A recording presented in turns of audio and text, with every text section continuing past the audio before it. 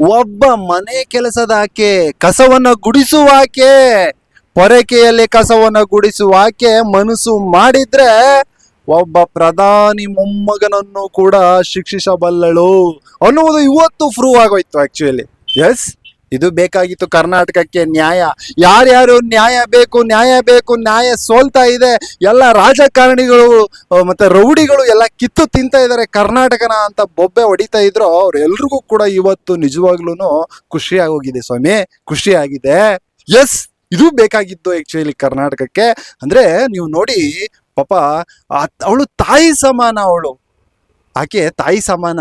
ಪ್ರಜ್ವಲ್ ರೇವಣ್ಣನ ಬೇಡ್ಕೊಳ್ತಾಳೆ, ಕಾಡ್ತಾಳೆ, ನೋಡಪ್ಪ ನಾನು ನಿಮ್ಮ ತಂದೆಗೆ ಊಟವನ್ನ ಹಾಕಿದ್ದೇನೆ, ನಿನಗೆ ಊಟವನ್ನ ಹಾಕಿದ್ದೇನೆ, ಮನೆಯ ಕೆಲಸವನ್ನ, ನಿಮ್ಮ ಮನೆಯ ಕೆಲಸವನ್ನ ನನ್ನ ಮನೆಯ ಕೆಲಸ ಅನ್ಕೊಂಡು ಮಾಡಿದ್ದೇನೆ, ದಯವಿಟ್ಟು ನನ್ನ ಬಿಟ್ಬಿಡಪ್ಪ, ನೀನು ನನ್ನ ಮಗನ ಸಮಾನ, ಬಿಟ್ಬಿಡಪ್ಪ ಅಂದ್ರೂ ಕೂಡ ಕೇಳದನೆ ಕಾಮುಕ ರೇಪಿಸ್ಟ್ ಪ್ರಜ್ವಲ್ ರೇವಣ್ಣ ರೇಪ್ ಮಾಡ್ತಾನೆ ಆಕೆಯನ್ನ. ಅದನ್ನ ವಿಡಿಯೋ ಬೇರೆ ಮಾಡ್ಕೊಳ್ತಾನೆ. ಏನು ಪಾಪ ಆ ಅಮ್ಮನಿಗೆ ಯಾವ ಯಾವ ರೀತಿ ಕಾಟಗಳನ್ನ ಕೊಟ್ರಿ. ನಾವು ಮೀಡಿಯಾದಲ್ಲಿ ಕೂತ್ಕೊಂಡು ಎಲ್ಲವನ್ನು ಕೂಡ ನೋಡಿದ್ವಿ. ಆಕೆ ಬರ್ತಾಳೆ, ಸತ್ಯವನ್ನ ಹೇಳ್ತಾಳೆ, ನನಗೆ ನಿಜವಾಗ್ಲೂ ರೇಪ್ ಆಗಿದೆ, ಇದೇ ಪ್ರಜ್ವಲ್ ರೇವಣ್ಣ ರೇಪ್ ಮಾಡಿದ್ದೇನೆ ಅಂತ ಬಂದು FIR ಅನ್ನ ಹಾಕಿಸ್ತಾಳೆ. ಆ ನಂತರ ಆಕೆಯನ್ನ ಕಿಡ್ನಾಪ್ ಮಾಡಲಾಗತ್ತೆ. ಬಾ ಬಾ ಬಾ ಬಾ ಬಾ ಬಾ ಬಾ ಬಾ ಬಾ. ಕರ್ನಾಟಕದಲ್ಲಿ ಒಬ್ಬ ತಂದೆ ತಾಯಿಗಳು ನಿಜವಾಗ್ಲೂ ನೀವು ಮಂತ್ರಿಗಳಾಗಿದ್ರೆ ತನ್ನ ಮಗ ಮಾಡಿದಂತ ರೇಪನ್ನ ಅವನು ತಪ್ಪು ಮಾಡಿದ್ದಾನೆ, ಅವನಿಗೆ ಶಿಕ್ಷೆಯನ್ನ ಕೊಡ್ಲಿ ಅಂತ ಒಂದು ಸಾರಿ ಹೇಳ್ಬಿಟ್ಟಿದ್ರೆ ನೀವು ಕರ್ನಾಟಕದಲ್ಲಿ ಇವತ್ತು ನಿಜವಾಗ್ಲೂ ದೇವರಾಗ್ಬಿಡ್ತಾ ಇದ್ರಿ. ನಿಮ್ಮ ಮಂತ್ರಿ ಪದವಿ ಇತ್ತಲ್ವಾ, ಅದಕ್ಕೆ ದೊಡ್ಡ ರೀತಿಯಲ್ಲಿ ಗೌರವ ಸಿಕ್ಬಿಡ್ತಾ ಇತ್ತು. ಆ ಕೆಲಸವನ್ನ ನೀವು ಮಾಡ್ಲಿಲ್ಲ. ಮಗನನ್ನ ಉಳಿಸಿಕೊಳ್ಳೋಕೆ ಆಕೆಯನ್ನ ಕಿಡ್ನಾಪ್ ಮಾಡಿಸ್ತೀರಾ. ನೋಡಿದ್ವಿ ನಾವು, ಇದೇ ಮೀಡಿಯಾಗಳಲ್ಲಿ ನೋಡಿದ್ದೀವಿ. ಕಿಡ್ನಾಪ್ ಮಾಡಿಸ್ತೀರಾ, ಬಚ್ಚಿಡ್ತೀರಾ, SIT ಅಧಿಕಾರಿಗಳು ಆಕೆಯನ್ನ ರಕ್ಷಣೆ ಮಾಡ್ತಾರೆ. ಏನಾಯ್ತು ನಿಮ್ಮ ಕತೆ? ಪ್ರಜ್ವಲ್ ರೇವಣ್ಣ, ನಿಮ್ಮ ಫ್ಯಾಮಿಲಿ, ನಿಮ್ಮ ವಂಶದವರು ಎಲ್ಲರೂ ಕೂಡ ತಲೆ ತಗ್ಗಿಸುವಂತ ಒಂದು ಹಂತಕ್ಕೆ ಬಂದು ಇವತ್ತು ನಿಂತ್ಕೊಳ್ತು. ನಾಚಿಕೆ ಆಗಲ್ವಾ ನಿಮ್ಗೆ? ಎಸ್, ಇವತ್ತು ಆಕ್ಚುಲಿ ನಿಜವಾಗ್ಲೂ ಕೋರ್ಟು ಈ ಪ್ರಜ್ವಲ್ ರೇವಣ್ಣ ದೋಷಿ, ಆರೋಪಿ, ದೋಷಿ, ರೇಪಿಸ್ಟು ಅಂದ್ಬಿಟ್ಟು ಇವತ್ತು ಕೋರ್ಟು ತೀರ್ಪನ್ನ ಕೊಟ್ಟಿದೆ. ನಾಳೆ ಈತನಿಗೆ 10 ವರ್ಷಗಳ ಕಾಲ ಜೈಲು ಶಿಕ್ಷೆ ಆಗುತ್ತೆ, ಇಲ್ಲ ಜೀವಾವಧಿ ಶಿಕ್ಷೆ ಕೂಡ ಆಗುತ್ತೆ.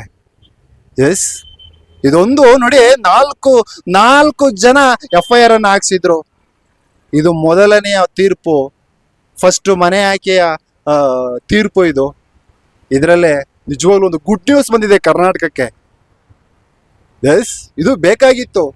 ಏನ್ ಹೇಳ್ತಾರಲ್ಲ, ಯಾವಾಗ ನ್ಯಾಯ ಸೋಲ್ತಾ ಇದೆ, ಯಾವಾಗ ಧರ್ಮ ಸೋಲ್ತಾ ಇದೆ ಅನ್ನುವಾಗ ಶ್ರೀಕೃಷ್ಣ ಪರಮಾತ್ಮ ಯಾವುದೋ ಒಂದು ರೀತಿಯಲ್ಲಿ ಬರ್ತಾನೆ ಅಂತ, ಅದು ಇವತ್ತು ಬಂದಿದೆ, ಕರ್ನಾಟಕಕ್ಕೆ ಬಂದಿದೆ.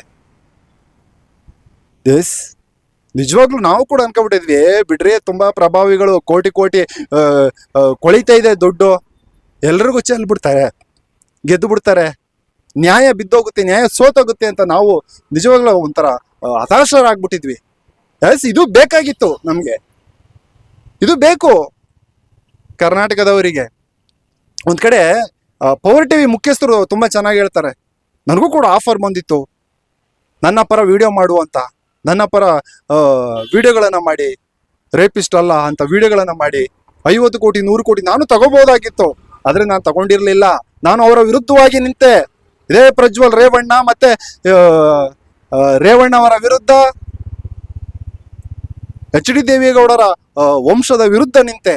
ನನ್ನ ಟಿವಿಯನ್ನ ಎತ್ತಂಗಡಿ ಮಾಡೋಕೆ ಏನೇನ್ ಮಾಡ್ಬೇಕು ಎಲ್ಲವನ್ನು ಕೂಡ ಮಾಡಿದ್ರು ಈ ಪ್ರಜ್ವಲ್ ರೇವಣ್ಣನವರ ವಂಶಸ್ಥರು. ಕೋರ್ಟ್ಗೆ ತಗೊಂಡು ಹೋದ್ರು, ಟಿವಿಯನ್ನ ಮುಚ್ಚಿಸಿದ್ರು. ಆದ್ರೂ ನಾನು ನಿಂತಿಲ್ಲ, ನ್ಯಾಯದ ಪರ ಹೋರಾಟವನ್ನ ಮಾಡಿದೆ, ವಾಪಸ್ ತಗೊಬಂದೆ ಟಿವಿಯನ್ನ. ಆಕ್ಚುಲಿ ಅವರು ಟಿವಿಲಿ ಕೂತ್ಕೊಂಡು ತುಂಬಾ ಚೆನ್ನಾಗಿ ಹೇಳ್ತಾ ಇದ್ದಾರೆ. ಆಕ್ಚುಲಿ ನಿಜವಾಗ್ಲೂ ತುಂಬಾ ಖುಷಿ ಆಯ್ತು. ಏನಾರ ಆಗಿರ್ಲಿ, ರಾಕೇಶ್ ಶೆಟ್ರು ಪವರ್ TV ಮುಖ್ಯಸ್ಥರು ಬಹಳ ಸಂಭ್ರಮಾಚರಣೆಯನ್ನ ಮಾಡ್ತಾ ಇದ್ದಾರೆ. ಯಾಕೆಂದ್ರೆ ನಿಜವಾಗ್ಲೂ ಅವರು ಈ ಪ್ರಜ್ವಲ್ ರೇವಣ್ಣನವರ ಕೇಸ್ನಲ್ಲಿ ತಮ್ಮ ಟಿವಿಯನ್ನೇ ಮುಚ್ಚಿಸ್ಕೊಂಡಿದ್ರು. ಏನಾದ್ರೂ ಆಗಿರ್ಲಿ, ಒಟ್ಟಿನಲ್ಲಿ ನ್ಯಾಯದ ಪರ ನಿಂತವ್ರಲ್ಲ, ಅದಕ್ಕೆ ನಮ್ಗೆ ನಿಜವಾಗ್ಲೂ ಖುಷಿ ಆಗುತ್ತೆ. ಇಂಥ ಒಂದು ಕೆಲಸಗಳು ಆಗಬೇಕು.